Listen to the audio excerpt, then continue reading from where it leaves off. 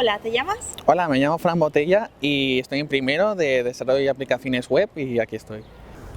Hola, ¿cómo te llamas?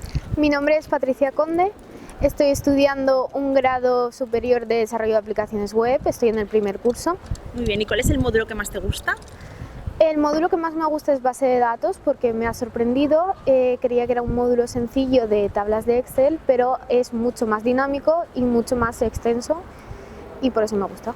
¿Y sabías qué es lo que más te ha motivado para estudiar este ciclo formativo? Pues a mí la verdad es que mi hermano me habló muy bien de él, estudió aquí y le encantó y está muy contento y ha trabajado después cuando ha terminado las prácticas. Así que dije, bueno, pues me animo yo también.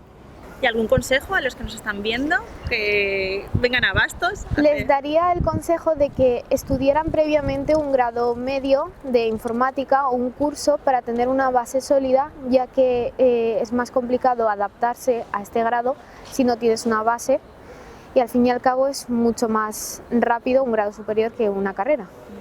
¿Y qué creías que era más complicado y al final es un reto personal que has superado de los módulos que estudiáis? Pues para mí al principio era programación, que sí que me costó, pero al final con constancia y perseverancia en casa también, o sea, aparte de lo que hacía en clase, pues al final es de los que más me gusta y que más manejo. Muy bien. ¿Y sabes que tenemos cursos de especialización? ¿Te animarías cuando termines a hacer algún curso de especialización? Sí, igual me planteo inteligencia artificial, pero bueno, lo vería en un futuro después de hacer las prácticas. Muchas gracias. Y a ti. ¿Y cómo te planteas tu futuro profesional?